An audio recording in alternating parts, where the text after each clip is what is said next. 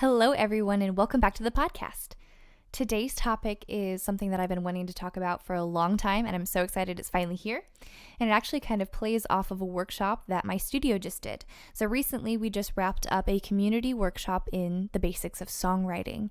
And in that workshop, we kind of touched on song structure and how to get your music noticed.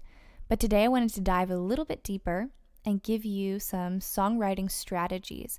So you can take this as a checklist or worksheet, use it when you're writing new music, or even to inspire creativity in a dry spell. So today we are going to be talking about 7 different tips that you can use to write new music, to get yourself out of a rut. And then I'm going to include a couple of apps that I think are really helpful for songwriting. So let's dive right in. Welcome to Own Your Voice, the personal and professional development podcast for today's creative artists. Grab a chair and join us. We saved you a seat at the table. Now, here's your host, Gabrielle Stahlschmidt.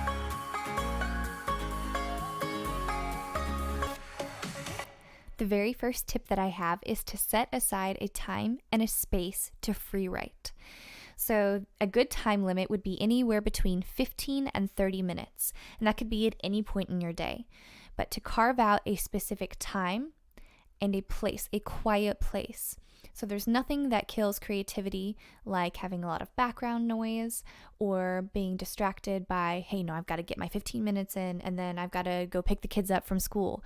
So make sure that you have 15 minutes that you can fully devote, or 30 minutes to fully devote to songwriting. And in this time, do not lift your pen or pencil from the paper. So this is not a time to edit. You just want to get down as many thoughts as you possibly can. Don't worry about grammar or sentence structure. And then use different writing prompts in this time. So a prompt doesn't have to be just one word. So you don't just have to write about a color or seasons. A prompt could be a song structure or a style prompt. So maybe you want to write in a country style today, or you want to find inspiration from a movie quote. It can be anything and everything. The next tip that I have is, especially if you play multiple instruments, try writing on a different instrument. One day you might try writing on piano, the next guitar or ukulele, or sometimes you might just use your voice and sing into a voice recorder. I know one question that my students ask me all the time: I don't play an instrument, but I still want to songwrite. So how do I do that? Use apps like GarageBand or something comparable. I mean, this provides just a plethora of sounds that you can actually create and input using your computer keyboard. So you don't necessarily have to hook up a guitar or a piano to it in order to create a track. They also have a loop library of endless different types of styles and sounds that you can lay down as a basic track for lyrics, or you can even create more instrumentation on top of it. So that's another great way to get started in songwriting if maybe you don't play an instrument or you're just learning an instrument. Also, switch between writing lyrics and melodies. So one day you might spend time on creating lyrics solely, and then another day you might create a melody. And one day you might start with a melody first, and the next day you might start with a lyric first. Switch it up. The next thing I would say is to give yourself a structure. Now, this doesn't mean that we are giving ourselves so many rules in writing that we limit our creativity. I would say give yourself 2 solid rules whenever you start writing, and that could be, I'm going to write in a traditional song structure. So today I'm going to write verse, chorus, bridge, chorus, outro. That is your standard song structure. And then I'm going to write in this key. Or I'm going to write an up-tempo song in A minor. So give yourself 2 rules. And then even in that structure, you can kind of play around with it. You don't have to use a standard structure. You can start with a chorus first and then write the verse. One popular song that immediately popped into my head was Señorita. And that's the one that starts with a chorus first and then it goes into the verse. Or write with no chorus at all. Some examples are by the Beatles and Billy Joel, where it's just a verse structure. So it doesn't have to be your standard song structure. Challenge yourself, but give yourself no more than two rules to start. And then from there, challenge yourself to write in different keys and tempos. I know another question that a lot of people have is, I don't know how to get out of the rut of only writing slow songs or sad songs or a song in A minor. Challenge yourself to write an up-tempo song in a minor key, or vice versa.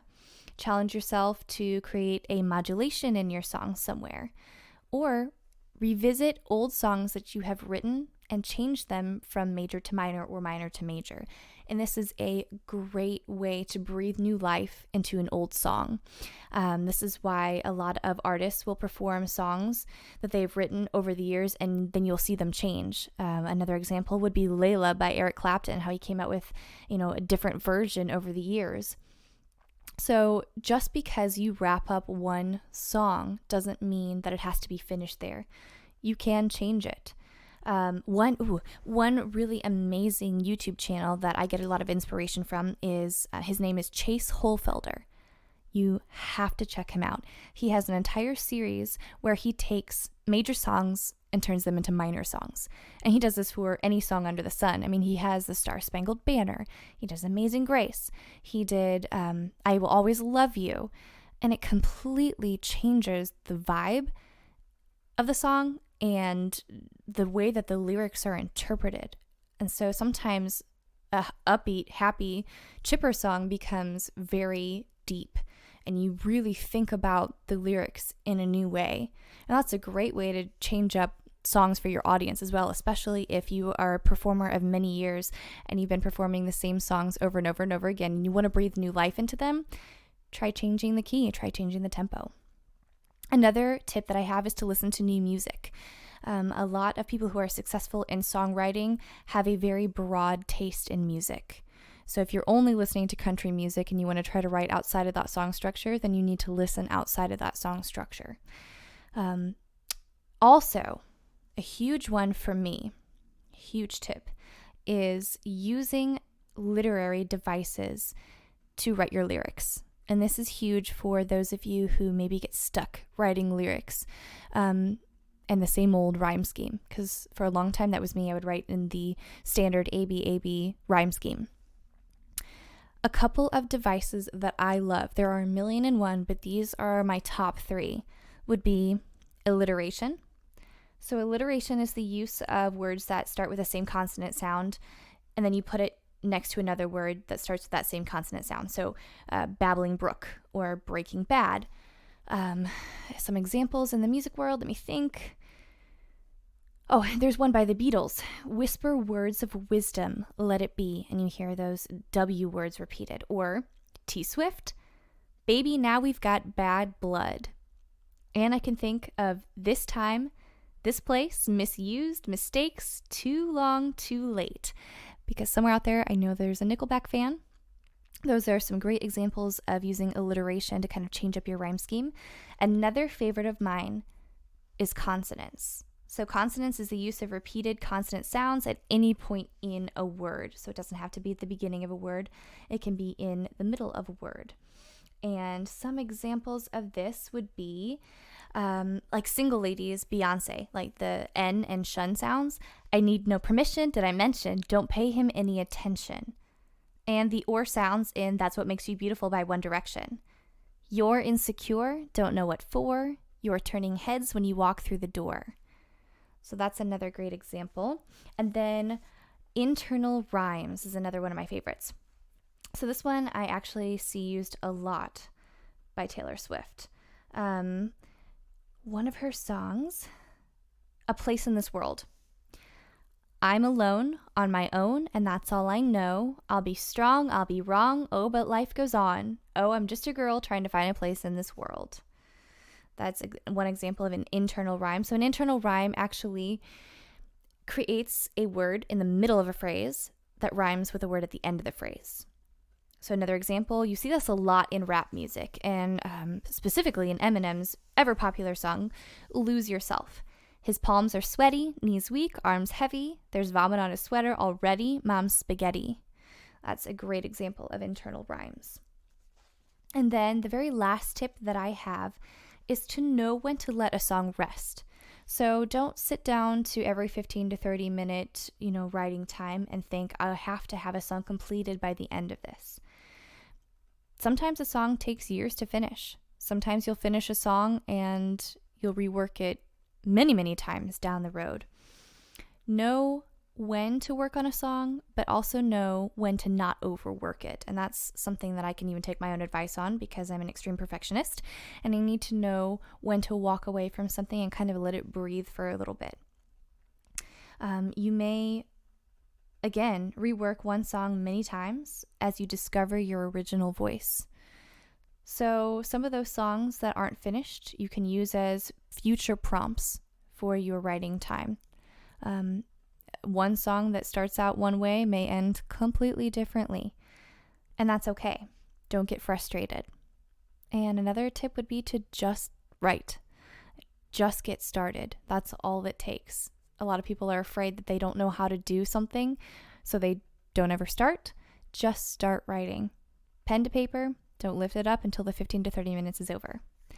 Now, I wanted to talk about a couple of apps that I find really helpful for songwriting. The very first is a basic app. It's Evernote. And why I like to use Evernote over like your Apple Notes is because it is on an app that can be backed up no matter what happens to your phone. So you don't want to write this really great hit that will top the charts and then drop your phone and it's completely destroyed and the song is gone forever. So Evernote provides a way that you can have everything stored lyrically, and you can even input some humming or a vocal line and record it that way. The second app is Suggestor, which is my top songwriting app, especially for those with a limited music theory background. So if you ever struggle with picking chords that you're writing around, use Suggestor. So Suggestor actually gives you chord options for every single key. It also gives you typical chord progressions, and it gives you chord progressions stylistically. So popular country, popular jazz, popular blues chords. And this really helps kind of get out of the rut of 1-4-5-1. The next app would be a rhyming dictionary. And it sounds really basic, but it can become so helpful, especially on those days where we're lacking creativity. So one that I use is B Rhymes. There are 1,001 out there, and you can find one that works best for you. That's just one that I know and like. And then another thing to do would be to look up a song lyric generator. And again, there's 1,000,001 out there. There's one literally called the Song Lyric Generator. And that's where you input keywords and it chooses from its database sometimes hilarious combinations of those keywords and sometimes ones that are very useful and effective. That helps you kind of think of those keywords in a new way, especially if you're determined to use those specific words. You just don't know how to fit them into your phrasing. So that's it. Those are my 7 songwriting tips that you can implement into your strategy right now. And then a couple of free apps that will help you get on your way and out of a rut. I would love to hear some of the songs that you are writing. So if you upload them to IGTV, you can tag us at Own Your Voice Podcast. Give us a shout. Let us know which apps you enjoy the most. And until next time, I'll see you then. To learn more about the Own Your Voice podcast or to join the growing community, visit GabrielleStudioofMusic.com and the Own Your Voice podcast on Instagram. As always, remain committed to owning the power of your unique voice, because what you have to say, both musically and personally, is much too important not to be heard.